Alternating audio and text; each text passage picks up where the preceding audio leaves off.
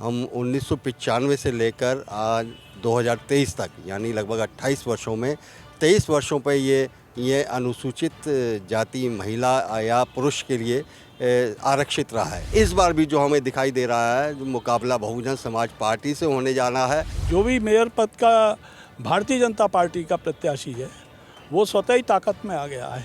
कुछ हो जाता, जैसे इन्होंने पार्कों पे टिकट लगा दिया बीजेपी ने कि शासन में लगा, मौजूदा शासन ने लगा।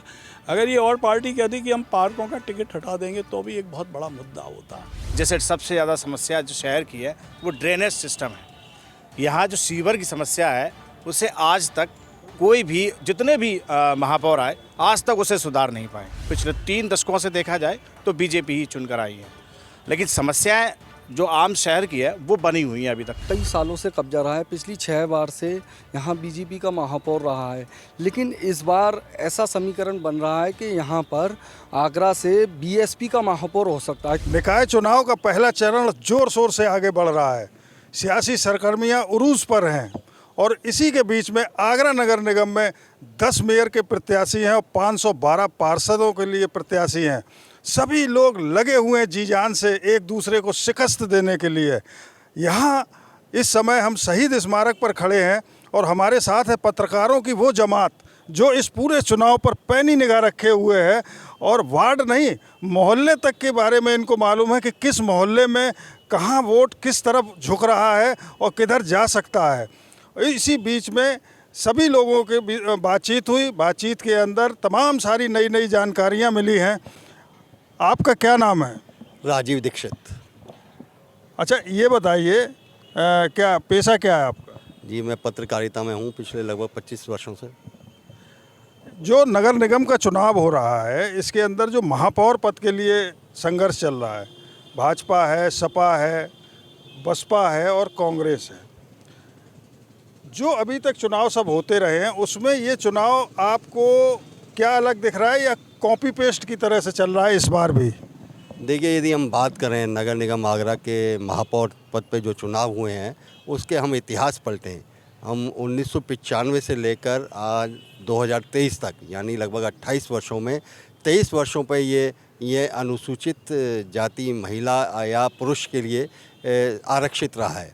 केवल 2017 का चुनाव ऐसा था जो सामान्य श्रेणी में लड़ा गया था और उसके परिणाम को हम देखें तो पहली बार भारतीय जनता पार्टी महापौर पद पर 50,000 से अधिक वोटों से जीती थी। लगभग 74,000 वोटों से उस समय जो मेयर थे नवीन जैन प्रत्याशी थे वो जीते थे।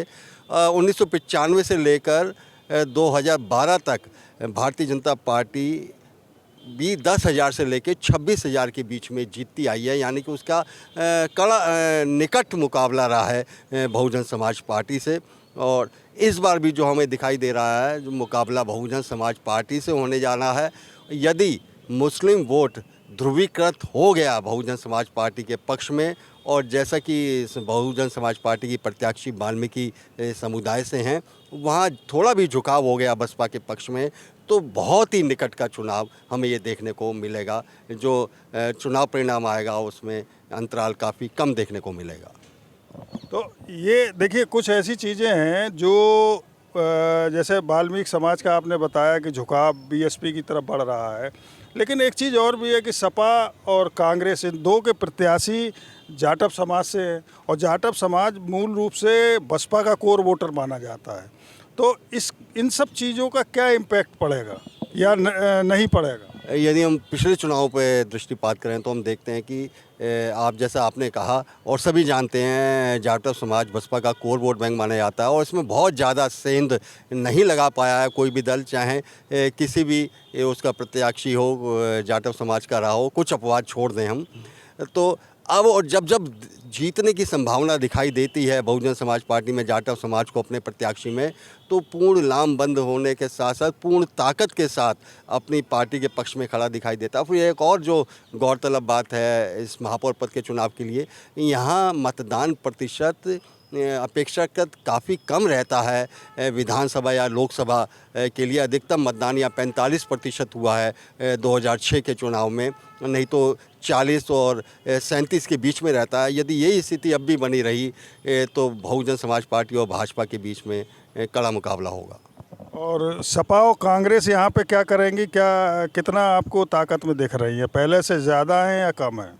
देखिए, समाजवादी पार्टी और कांग्रेस का हम विगत चुनाव पे नज़र मारें तो उसका जो वोट बैंक बचा है, पूरे मैं निकाय क्षेत्र की बात कर रहा हूँ, 22 से लेके 25,000 के बीच में रहा है विगत, चाहे वो 2017 का चुनाव रहा हो, चाहे वो 2012 का चुनाव रहा हो।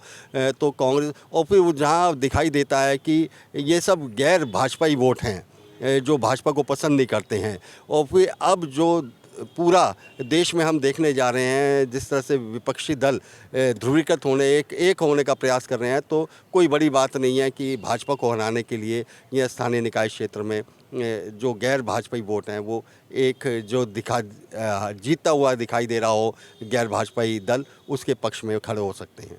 तो एक अहम बात जो राजीव दीक्षित कह रहे हैं कि भाजपा को टक्कर देने के लिए सबको इकट्ठा होना जरूरी है, विपक्ष को, तभी कुछ परिणाम बदल सकते हैं, लेकिन संघर्ष नज़दीकी है।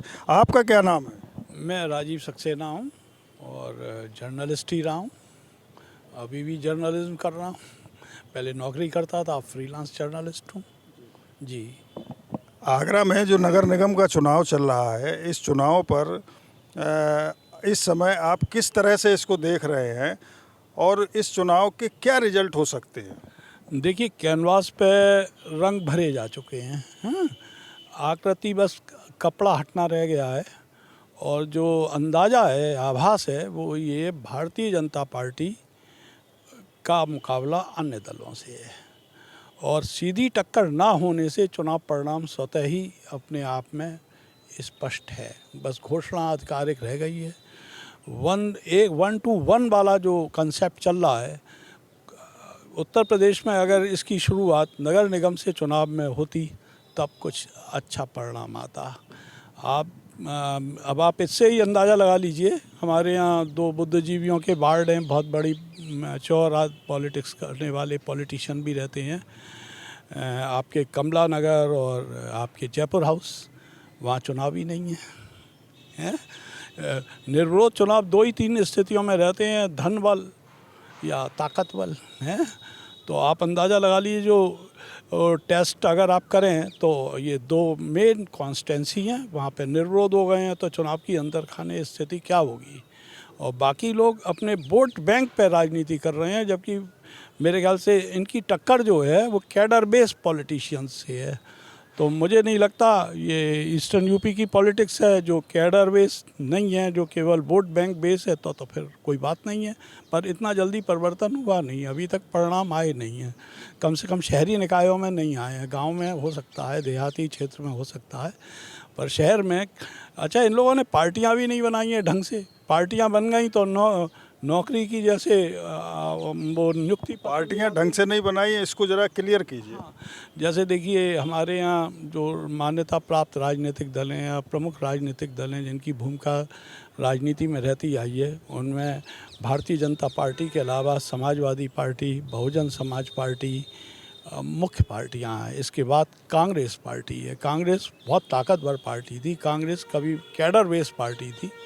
कांग्रेस की अगर आप उपलब्धियां देखें तो वो जब तक कैडर बेस रही वो चुनाव जीतती रही, बहुत सीटों पे चुनाव जीतती रही। कई लोग जो लोकल लेवल पे कैडर बेस अपना मेंटेन करके रह गए हैं, वो आगे भी बढ़ गए हैं। आप पार्टी आगरा में आई तो आप पार्टी का भी जो गठन था वो कैडर बेस होना चाहिए था, हमें उम्मीद थी, पर दुर्भाग्य या संयोग है कि वो भी कैडर बेस नहीं हो पाई। ये बहुत मुश्किल से निकाय चुनाव संभव हुए हैं। आप ध्यान कीजिए, ये अनुच्छेद 74 जो लागू हुआ उससे ये शुरू हुए, वरना राज्य सरकार की मर्जी पे थे हैं।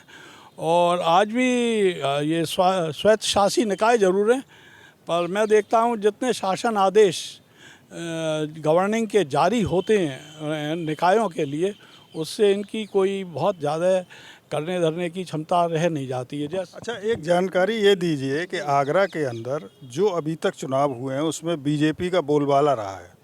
मतलब नगर निगम की अगर हम बात करें तो जो जलवा जलाल कहा जाता है वो हमेशा भारतीय जनता पार्टी का रहा, और लगभग चाहे वोट का मार्जिन कम रहा है लेकिन वो शुरू से ही एक मुनादी टाइप की हो जाती है कि बीजेपी जीत गई। क्या कारण है इसके? और दूसरा, अब की बार जो है क्या चीज़ आपको दिख रही है स्पष्ट? मैं देखिए भारतीय जनता पार्टी के कैडराइजेशन की बात करता हूँ आगरा में। उससे पहले नेता थे यहाँ पे बहुत बड़े बड़े, और संघ परिवार के सदस्य के रूप में उनकी बहुत बड़ी भूमिका थी। मैं चूँकि रिपोर्टिंग में रहा हूँ और नज़दीक से कई चीज़ें देखी हैं, आगरा में भारतीय जनता पार्टी को ज़मीनी कैडर बेस धरातल श्री हरिद्वार दुबे ने दिया। समय के साथ वो अलग ट्रैक पे हैं, कहाँ हैं, क्या कर रहे हैं, हालांकि राज्यसभा सदस्य हैं, पर उनकी बहुत मेहनत थी कैडर बेस पॉलिटिक्स क्रिएट करने में, और शायद उनका टिकट फाइनल भी हो गया था, बाद में लवानिया जी को मिला।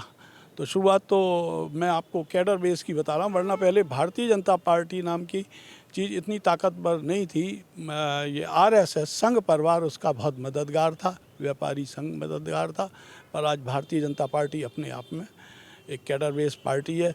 वहीं बहुजन समाज पार्टी भी कैडर बेस बनी, उसके परिणाम आए। भारतीय जनता पार्टी का वो कड़ा मुकाबला जब भी मिला तो बहुजन समाज पार्टी से मिला, और कांग्रेस बिखरती गई। कांग्रेस के वोट बिखरते गए, चाहे वो अल्पसंख्यकों के वोट हों, चाहे वो पिछड़े वर्ग के वोट हों, या अनुसूचित जात के वोट हों, जिनके लिए कांग्रेस ने बहुत किया, पर कांग्रेस अपने कैडर को नहीं बेस कर पाई। और कुछ लोग 20-20 साल 25-25 साल अध्यक्ष रहे, उन्होंने कोई चिंता नहीं करी कहाँ पार्टी जा रही है। तो अल्टीमेटली पार्टी को बिखरना था, या बन गए तो उसमें कोई बदलाव भी हुआ तो उसको इतना ज़्यादा इंटरफियरेंस किया गया, वो काम नहीं कर पाया। अब की बार क्या स्थिति आपको लग रही है कि किस तरीके की फाइट चल रही है? पिछले बार जैसी है या अब की बार कुछ चेंज है फाइट के अंदर? मैं किसी का नाम ही नहीं लेता मेयर पद के प्रत्याशी से। जो भी मेयर पद का भारतीय जनता पार्टी का प्रत्याशी है वो स्वतः ही ताकत में आ गया है। हर जने को अपने चुनाव की भी चिंता है, सारे विधायकों को चिंता है, सारे सांसदों को चिंता है। वो राजी राजी गैर राजी पूरी कोशिश में है कि कम से कम उनका टिकट पक्का रहे। वो कहने की स्थिति में ना, पूरी कैंडिडेट घर पे आराम भी करे तो भी इनको घूमना है, इनकी ड्यूटी है।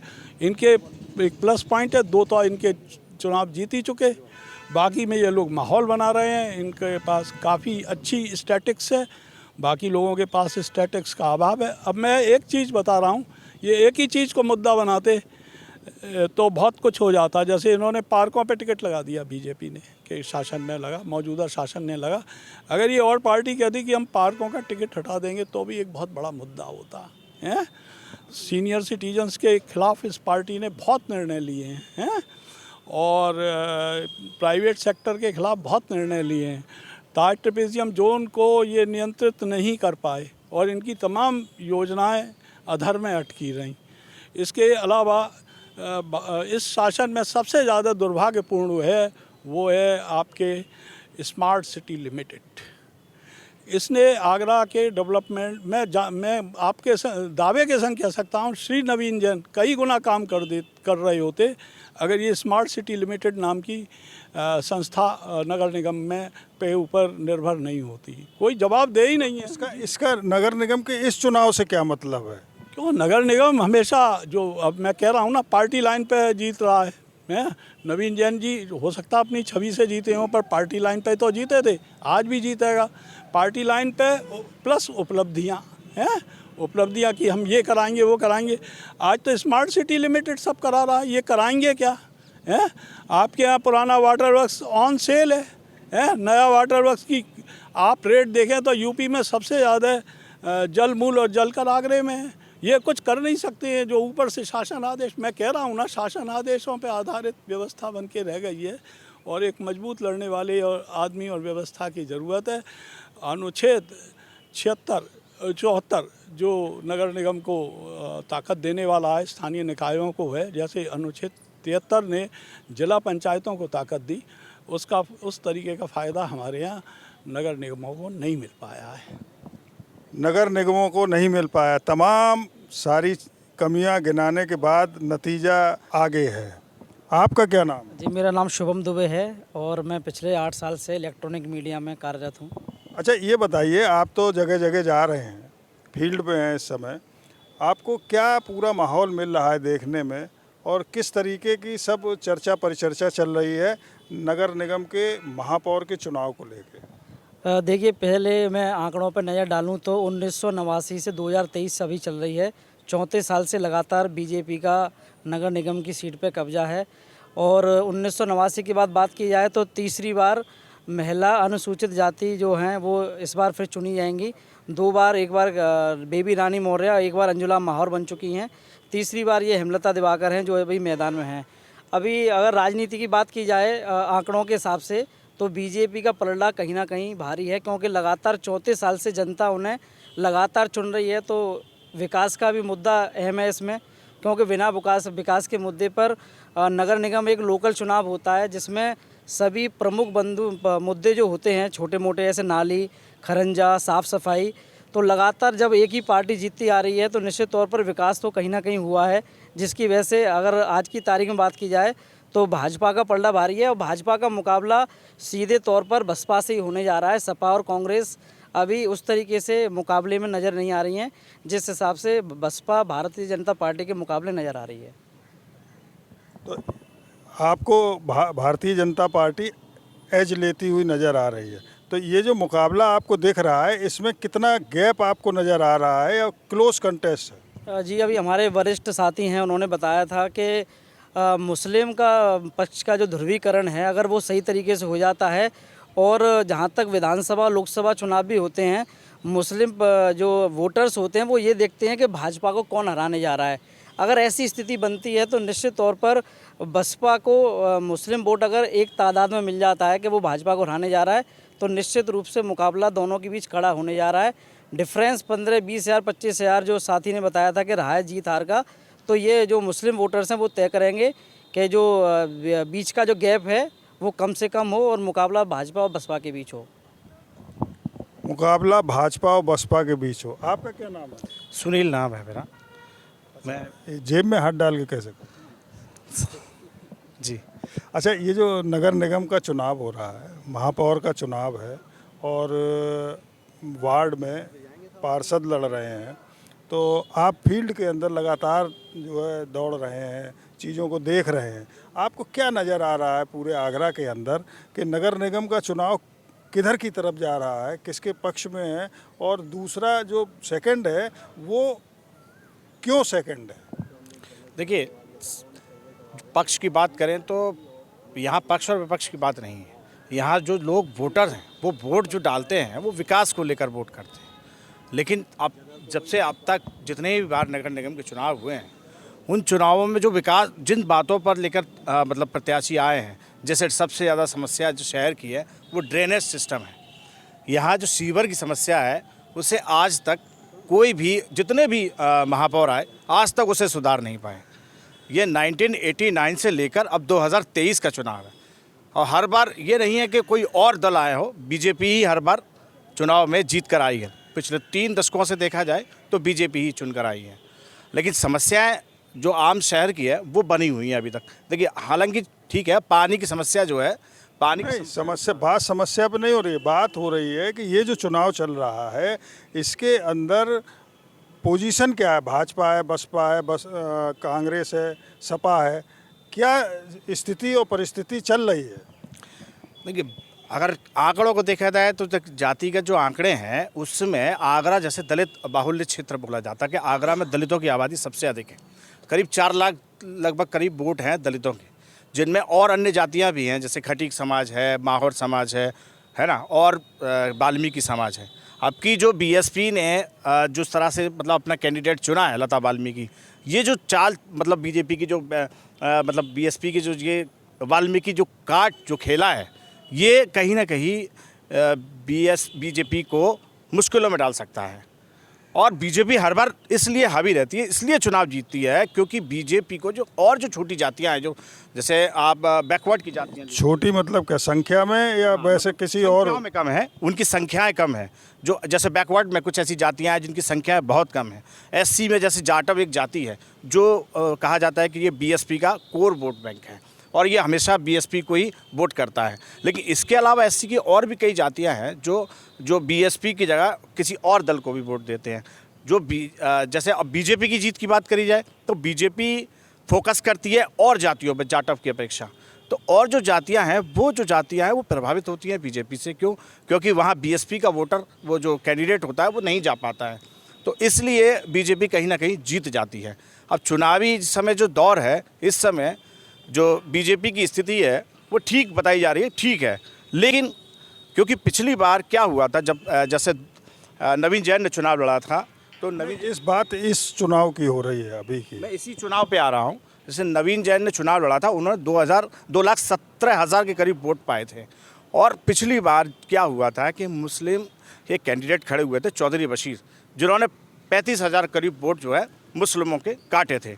अच्छा, अब इस बार फैक्टर नहीं है मुस्लिम का, तो अब की जो मुस्लिम वोट है वो मुस्लिम वोट ये सोच के बैठा है कि बीजेपी को कौन हरा रहा है।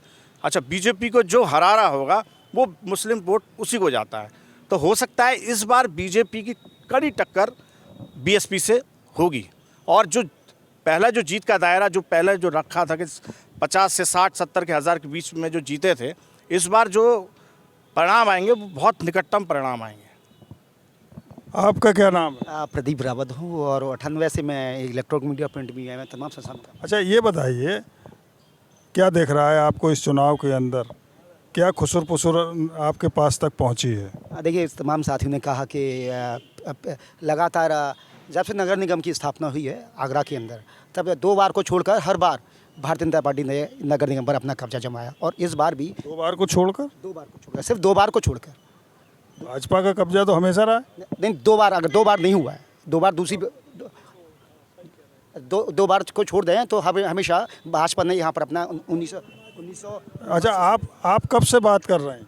1989 से तो लगातार भाजपा है।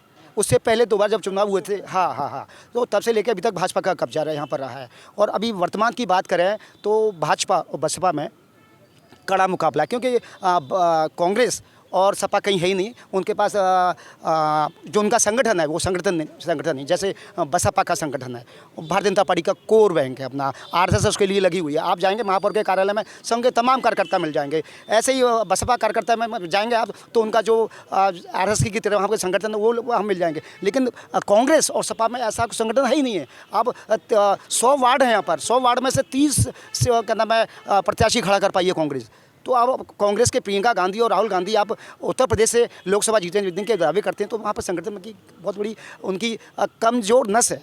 तो ऐसी स्थिति में यहाँ पर चुनाव जीतना बहुत मुश्किल। अब इस समय बताइए, चुनाव चल रहे हैं, महंगाई की कोई बात नहीं हो रही है और तमाम ऐसे मुद्दे हैं। तो नगर निगम के चुनाव है ना, तो नगर निगम की बात होगी ना। बिल्कुल, नगर निगम में तो महंगाई भी तो एक मुद्दा है ना।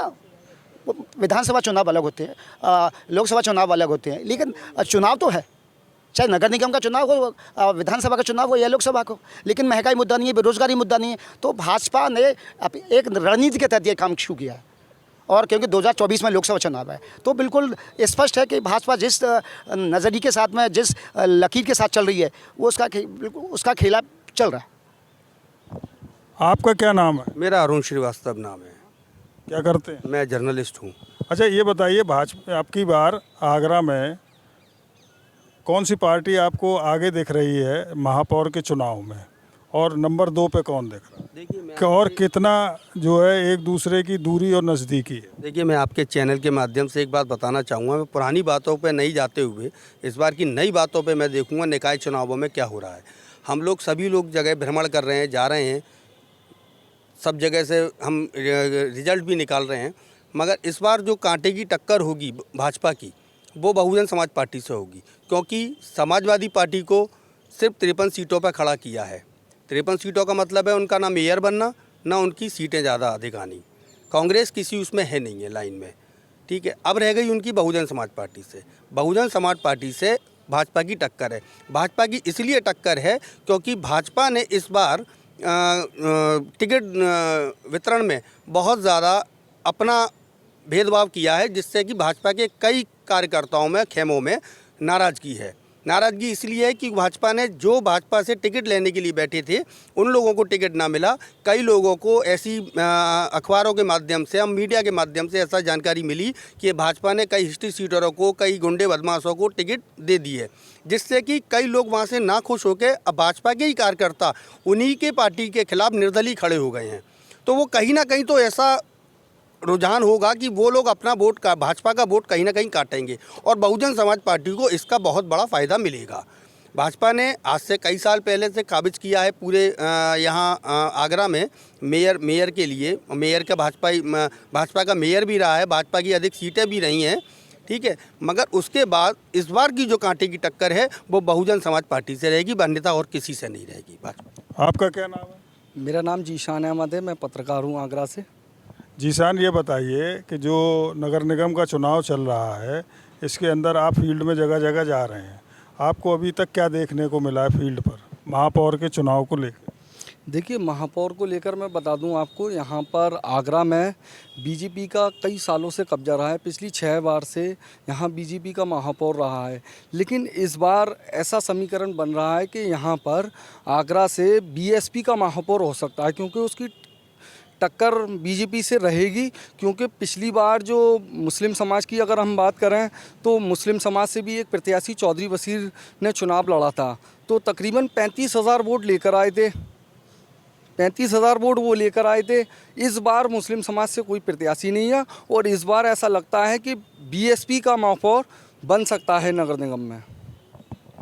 तो ये पत्रकारों का मानना है जो मैदान में जा रहे हैं, चुनावी समर को कवर कर रहे हैं और सारे गुणागणित को समझ रहे हैं, और इन सब चीज़ों के बीच में 4 तारीख को 16,44,000 से ज़्यादा मतदाता मत देंगे। कितना प्रतिशत रहता है मत देने जाते हैं वो बात एक अलग है, लेकिन 13 तारीख को ये पता लगेगा कि इस चुनाव का ऊंट किस करवट बैठा है।